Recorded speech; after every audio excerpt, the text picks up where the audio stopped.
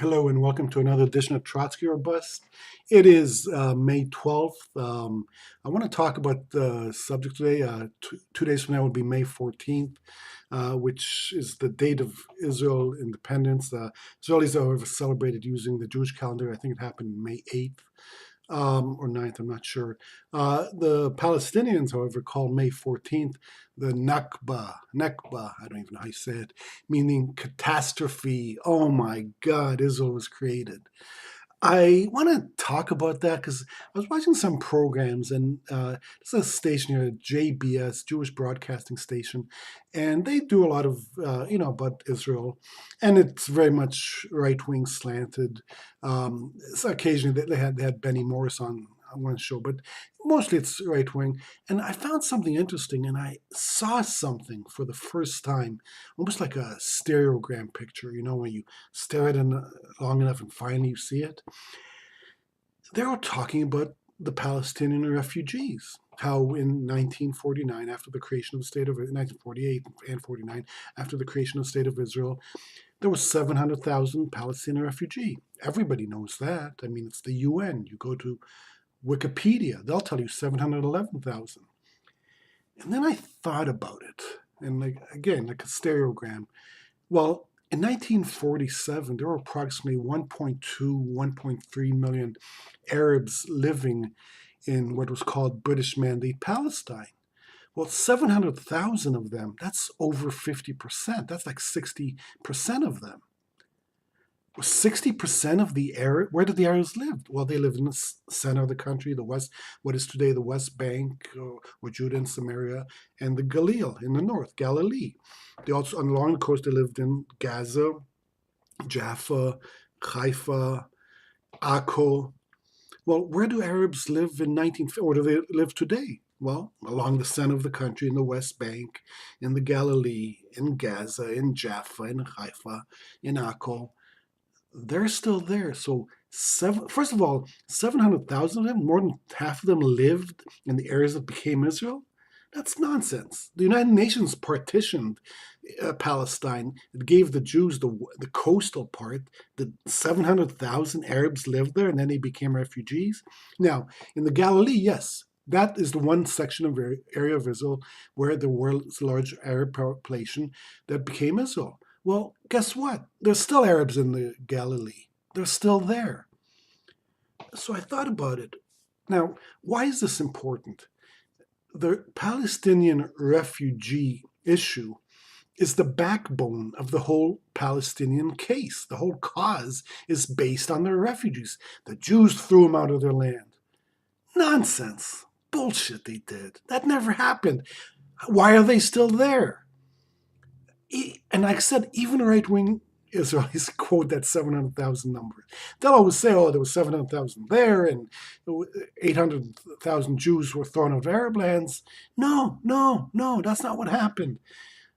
The whole Palestinian cause is built on a lie. There's no 700,000.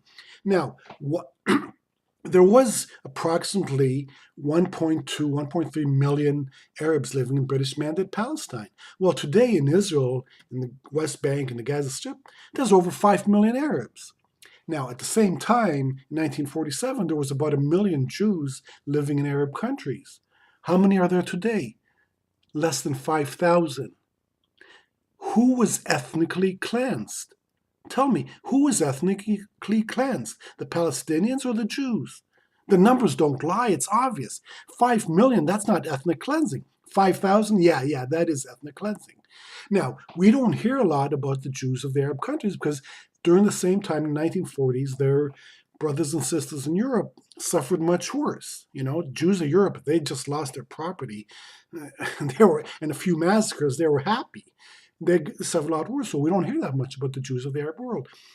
But that was the real Nakba. That was the real catastrophe in the Middle East. It wasn't the Palestinians. They're still there. They still stayed in their home. There is no 700,000 refugees in 1949. That's bullshit. The numbers just don't back it up. It is nonsense. Now, am I the only person who has figured this out? Because I don't hear anybody else to say it.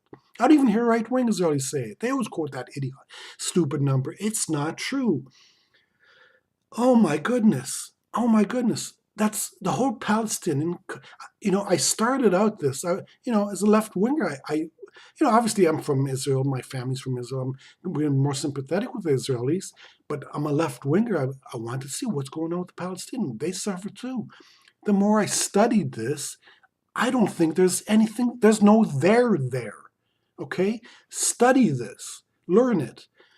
There is nothing there. Now, first, there's no such thing as a Palestinian any more than such a thing as an Iraqi or a Syrian. These are just lines drawn up by the colonial powers. Okay, so what? So they just took the Palestinians, create a people, invented a people, and just try to mirror what happened to the Jews. Whatever happened, Jews. Oh no, forget about Jews. We're the real victims here. Okay? The Jews are not an invented people. They are a real people with real tragedies. Palestinians are invented people. You don't have to take my word for it. The Palestinian people do not exist. The creation of a Palestinian state is only a means for continuing our struggle against the state of Israel and for Arab unity. In reality today, there is no difference between Jordanians, Palestinians, Syrians, Lebanese. Only for political and tactical reasons do we speak today about the existence of a Palestinian people. Since Arab national interests demand that we posit the existence of a distinct Palestinian people to oppose Zionism. Yes, the existence of separate Palestinian identity exists only for tactical reasons. Jordan, which is a sovereign state with defined borders, cannot raise claims to Haifa or Jaffa, while a Palestinian can undoubtedly demand Haifa, Jaffa, Beersheba, and Jerusalem. However, the moment we reclaim our right to all Palestine, we will not wait even a minute to unite Palestine and Jordan. Remember the first line: the Palestinian people do not exist. Who said the Palestinian people do not exist? It wasn't me. It wasn't Benjamin Netanyahu. It wasn't Ariel Sharon. It wasn't Menachem Begin. No, it wasn't. And it was Zahir Musan, who was a member of the PLO executive committee. Okay, that's who said the Palestinian people don't exist. Go there yourself. Ask them, are you Palestinians? There's no P in Arabic. No, they're Arabs. Okay, they're all Arabs. Whether they're in Algeria or Iraq, or in Nablus or Gaza, they're Arabs. Ask them. Go and ask them. And, the United Nations created two agencies for refugees. One covers the entire world, and one is specifically UNRWA, UNRWA, specifically for the Palestinians, a made-up people, an invented people. Okay, just for the purpose of delegitimizing the Jews. The Jews were the one who were ethnically cleansed in the late 40s, early 50s. So, no, we'll say the Palestinians. The Jews were the ones who suffered atrocities. Oh, no, it was the Palestinians. You still hear it today, all right? Not that anyone gives a shit about the Palestinians. I mean, Assad just murdered 4,000 in Syria. No one said a word. Four of them go and got killed trying to breach the fence in Gaza, and a right of return. Right of return to where? When was this ever your land?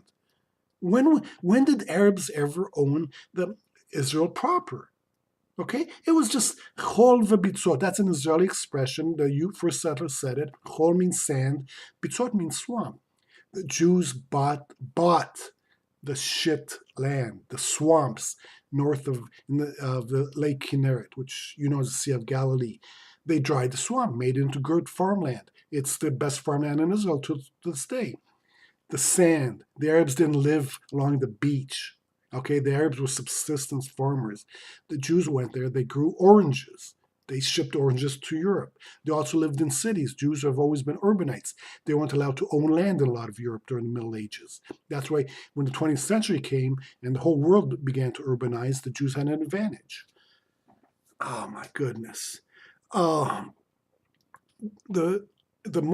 this is it. I mean, I think this is the straw that broke the camel's back for me. I don't see there's anything there. Do the Palestinians want a Palestinian state? They've been offered one 7 times. And that doesn't even include the times between 49 and 67 when Jordan owned the West Bank and Egypt owns the Gaza Strip. 7 times. The Palestinians don't want a Palestinian state. They want Israel. Okay? Even the Arabs inside of Israel, when, negotiations, when they said that, Israel would keep some of the, when they talk about West Bank settlements, they forget to say that, but a third to half of them live in metropolitan Jerusalem, because Jerusalem was very small in 1947. So in 67, and I'm sorry, 1948, when the border was made. So in 67, afterwards, of course, it expanded and expanded into what is technically the West Bank. So Israel, when Ehud Barak and Yasser Arafat negotiated, Ehud Barak said, "Okay, we'll take that. We'll give you some land, some of the Palestinians or Arab towns inside Israel." Well, those towns, you think they want to be? Those Arabs would rather be in Israel than in Palestine. Okay? They don't even want to be other Palestine. This is all a bullshit cause. There is no there. And as I did in a segment not long ago, there's a lot of money to be made on it. All the PLO, Yasser Arafat was worth about $3 billion when he died. So much money has been embezzled for this cause. And that's all it is. And the Nakba, oh my God, the Nakba is talking about it. That's the real catastrophe. Oh God. Anyhow, tell me what you think. Please tell me if you know anybody else, if you know who has real figures on how many real refugees there are. I heard there was somebody had figured that today is about 20, 30,000. Right? I'm not saying really those still alive from that. I'm saying total, because there was no refugees. It's not possible. It's not possible that there's still 5 million Palestinians inside Israel, Gaza, and West Bank today, and there's still refugees. Really, another 6 million? Where did that come from? Okay. Anyhow, please tell me in the comments section if you know of anybody else who has talked about this, because it's strange to me that nobody else has. Also tell me whether you like it, like this, don't like it, give me thumbs up, thumbs down. Happy Mother's Day, and that's it, and Trotsky's out.